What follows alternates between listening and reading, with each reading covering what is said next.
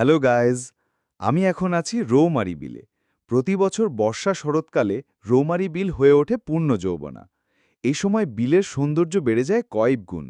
তাই রৌমারী বিল ভ্রমণের উপযুক্ত সময় এ মৌসুম। যারা ভ্রমণ করতে পছন্দ করেন তাদের জন্য অন্যতম স্থান হতে পারে জামালপুরের মেলান্দহ উপজেলার ঝাউগোড়া ইউনিয়নের বিলটি। যেভাবে যাবেন, ঢাকা থেকে প্রথমে যেতে হবে জামালপুর শহরে। সেখান থেকে সিএনজি কিংবা অটোরিকশায় হাজিপুর বাজার। তারপর অটোরিকশা কিংবা ভ্যানে যাওয়া যায় রৌমারী বিলে। এতে আপনার খরচ খুবই কম হবে। রৌমারী বিলের দুই ধারে থুই থুই করছে পানি। মাঝ বরাবর চলে গেছে পিচঢালা আধা পাকা সড়ক। আকাশে সাদা মেঘের ভেলা।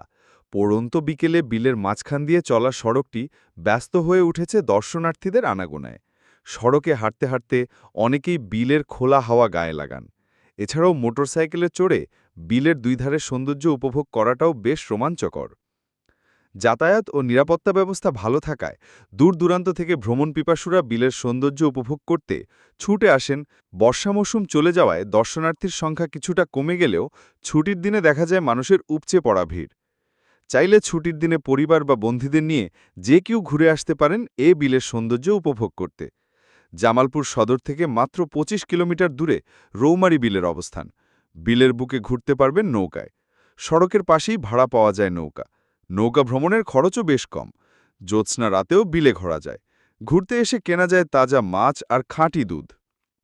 পশ্চিম আকাশের রক্তিম সূর্যের আলোয় বিলের পানি হয়ে ওঠে রঙিন। বিলের তীরে দাঁড়িয়ে দেখা যায় সূর্যাস্তের মনোমুগ্ধকর দৃশ্য। স্থানীয়দের সঙ্গে কথা বলে জানা যায় বিলের দুই পাশে কাপাসহাটিয়া ও শেখ সাদিগ্রাম, পশ্চিম অংশে টুপকার চর, ঘোষের পাড়া, আর দক্ষিণে যমুনা ব্রহ্মপুত্রের শাখা নদী ঝিনাই। বর্ষাকাল ছাড়া অন্য ঋতুতে বিলের সৌন্দর্য ভিন্ন রকম হয়ে থাকে। দিগন্ত জুড়ে তখন সবুজ, সোনালি, আবার কখনো হলুদ শস্যের মাঠ। শীতকালে নানা রকম পরিযায়ী পাখির দেখা মেলে। সারা বছরই দেখা যায় চখাচখি, পানমুরগি, শামুককেচা, সরালি, বক, মাছরাঙা, পাতি মাছরাঙা, বালিহাঁস, সারস, ডাহুক, পানকৌড়ি, সাদা চিল, ঈগল, শঙ্খচিল। অন্য প্রাণীর মধ্যে দেখা যায় বিভিন্ন প্রজাতির সাপ, কচ্ছপ, কাঁকড়া, গুইসাপ, উদবিড়াল। নানা ধরনের জলজ উদ্ভিদ তো আছেই। স্থানীয়রা জানান বিলে সারা বছর মাছ পাওয়া যায়। জেলেরা নানা কায়দায় নৌকা ব্যবহার করে জাল ফেলে মাছ শিকার করেন। রাতের বেলাও জেলেরা হ্যাজাক, টর্চ, কেরোসিনের বড় কুপি জ্বালিয়ে মাছ ধরেন। প্রতি বছর বিলে স্থানীয়দের উদ্যোগে আয়োজন করা হয় নৌকা বাইচের। এ সময় হাজার হাজার মানুষের ঢল নামে এ বিলে। রোমবাড়ি বিলে গেলে ঘুরে আসা যায় গান্ধী আশ্রমও। নৌকা কিংবা সড়ক পথে মাত্র ১০-১৫ মিনিট সময় লাগবে গান্ধী আশ্রমে পৌঁছাতে। স্থানীয় বাসিন্দারা জানান রৌমারী বিল ১০০ বছরের পুরনো। এ বিলের আগের নাম ছিল রৌমারী টুপকার চরবিল। আগে শীতের সময় এ বিলে বহু অতিথি পাখি এলেও এখন আর তেমন দেখা যায় না। কথা হয় বিলের সৌন্দর্য উপভোগ করতে আসা লোকজনের সাথে। তারা জানান ২ বছর আগেও জায়গাটি এমন ছিল না। শুধু পায়ে হেঁটে অথবা সাইকেল দিয়ে এক গ্রাম থেকে অন্য গ্রামে যাওয়া যেত। কিন্তু এখন জায়গাটির আমূল পরিবর্তন হয়েছে। একসময় এ বিলে প্রচুর রুই মাছ পাওয়া যেত।